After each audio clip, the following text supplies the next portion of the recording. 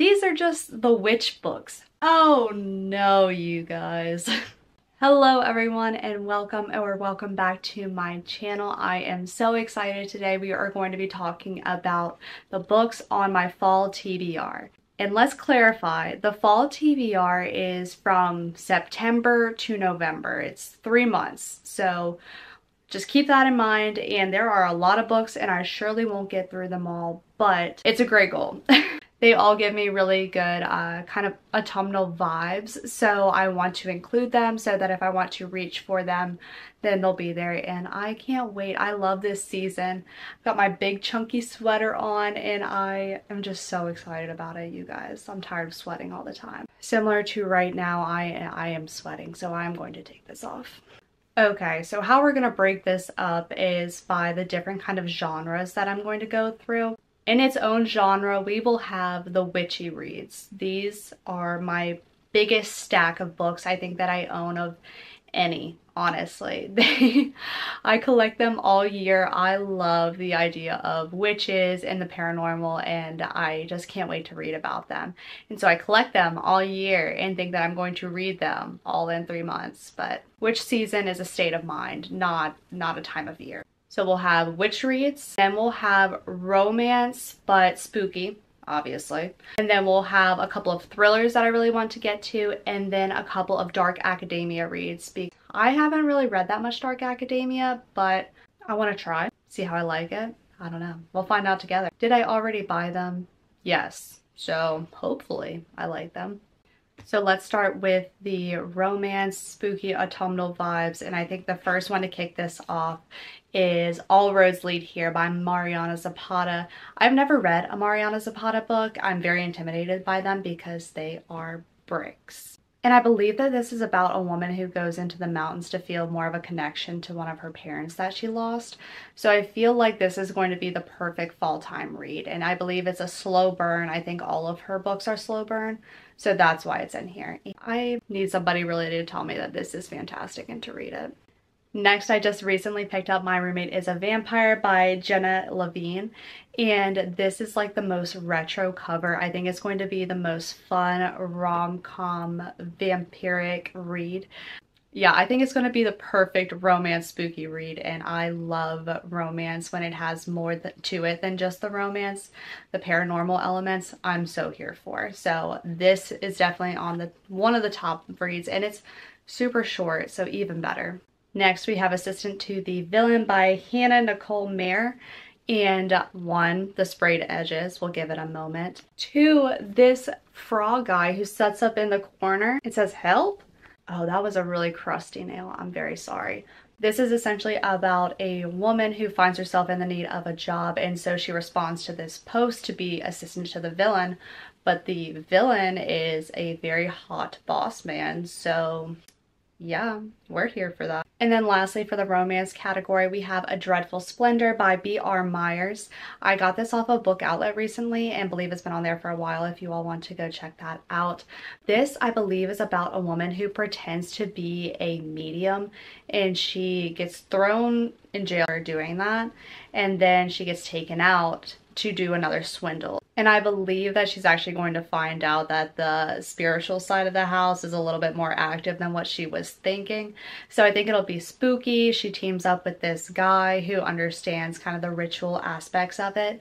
It's going to be a fun romance. I can't wait for it. And then next we have 3 dark academia reads. I keep these pretty small because I don't know if I really enjoy the genre that much. So I want to make sure that I do before I get more into it. But I also feel like these are 3 of the most talked about dark academia reads. You know, if you're gonna start somewhere, might as well be here.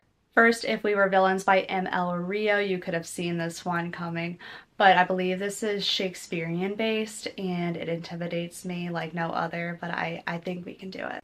Next, In My Dreams I Hold a Knife by Ashley Winstead. I believe this is about students on a college campus after a murder has just occurred, and so they're trying to figure out what has happened. I love the academic setting, and I think it's going to be kind of a thrillery mystery vibe, so I'm looking forward to it. And then this last book is a combination of both dark academia and fantasy. This is Babel by R.F. Kuang. I have this on audiobook, like reserved through Libby, because I believe that's going to make it a more immersive experience for me. A chunkster, I've never read anything by R.F. Kuang, so I'm super excited about it. I believe that this is going to be extremely atmospheric.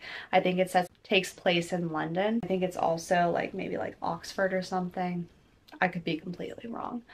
But I believe that this is going to be a really good read as long as I'm in the mood for it, so I'm hoping to get into it. Next, we have 6 thrillers to talk about. First, I have been finally influenced to read this series by Katie Is Reading. She did a whole reading vlog on this and kind of alluded to something that happens in the 3rd book that really drew me in and made me want to read it. So I have picked up A Good Girl's Guide to Murder. I only picked up the first one to see if I'm going to like it. I struggle sometimes with YA, but I believe, based on everybody's hype around it, that I'm going to love it. So I'm very, very hopeful. Next, we have Then She Was Gone by Lisa Jewell. I've heard amazing things about this one. This is about a woman whose child goes missing when she's very young, and she meets basically what she would look like later on when she meets this guy. I've heard that it's very unsettling, and I think that's going to be kind of the perfect just thriller, to be something a little bit different other than being like kind of jump scary, just being like unnerving. I'm very excited to get into this one. And I think it'll be my first Lisa Jewell book, so I want to do that. And then I have None of This Is True up there, so if I like this, then I'm definitely gonna have to pick that one up as well. Next, we have The Collective by Allison Galen, and I have had this on my TBR for so long, but I feel like this is the right time of year to read it. This is about a group of mothers who have had some type of injustice done to one of their children, and so either they ended up dead and their murderer walks free, and this woman gets into this group where they seek justice themselves. So they're vigilantes, but they are exacting justice in the way that they deemed was necessary. So I think that this is going to be honestly kind of emotional to want to see these women get the justice they think they deserve and what actually happens. So I'm very excited. I think that this sounds so good, but I just need to pick it up.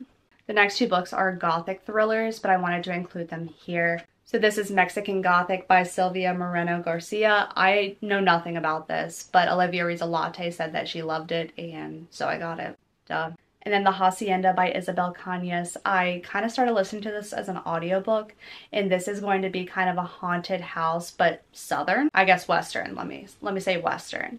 I'm super interested in it and looking forward to getting into it. And then I think one of my most exciting reads for this year, and I can't believe that I even have this in my hands. I am so lucky, but I have gotten an advanced reader's copy of The Fury by Alex Michaelides, and this is going to be releasing in January of 2024, but it is a thriller, so I can't wait to get into it.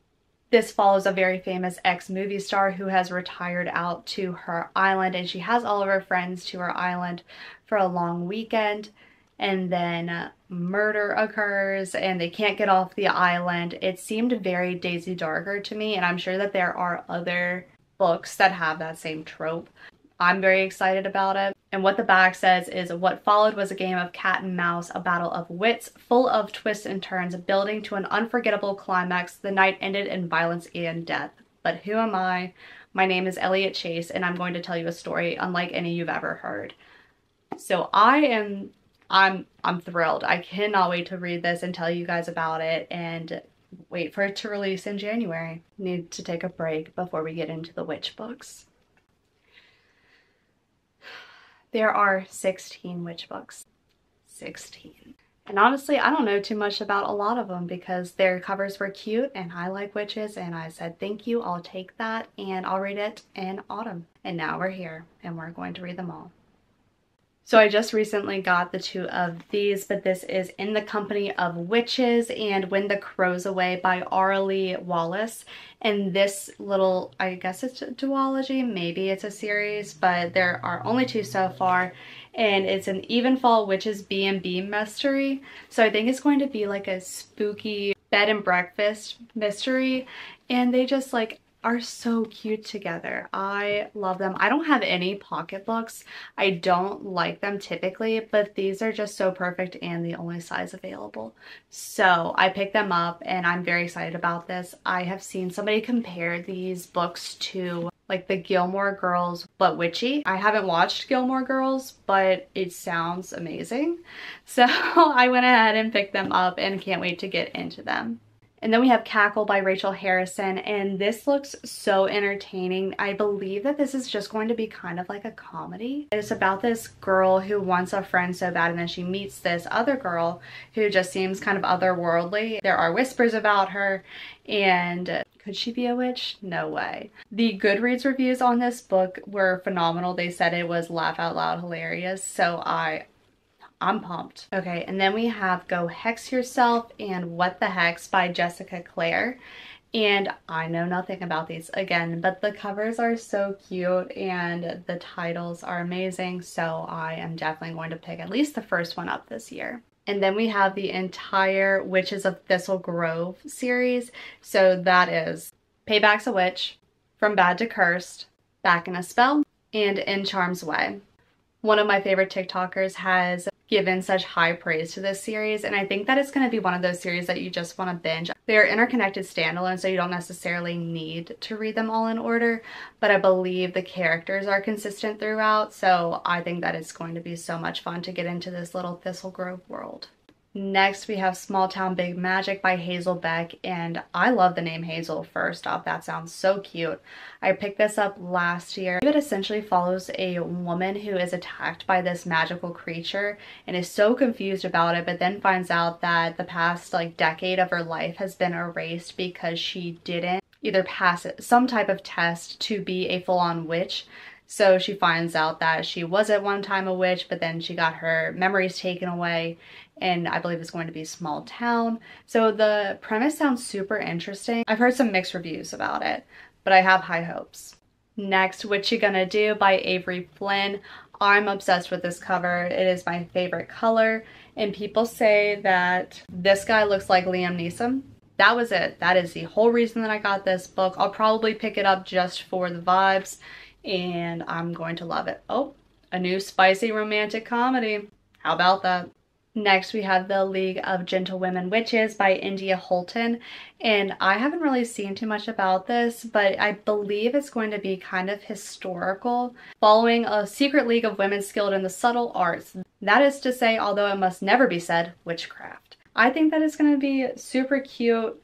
Somebody quoted it and said, as much fun as the English language will permit, and so I'm just here for a good time. Next, we have Wayward by Amelia Hart. This follows, I believe, 4 generations of witches. I have this as an audiobook on Libby right now because I think with the historical aspects of it, it'll be easier for me to follow.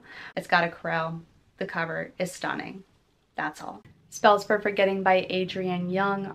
Again, I really have no idea what this is about, but I am excited for it. The Change by Kristen Miller. I think this is about 4 women who are more up there in age, but they find out that they're witches and they go to help this younger witch. I've heard mixed reviews about this one too, and it is a chunkster. So I'm hoping that I end up liking it. And then lastly, I just got this in the mail today, Kiss and Spell by Celestine Martin. And this is the 2nd book, and I believe an interconnected series for Witchful Thinking. I believe it's the 1st book.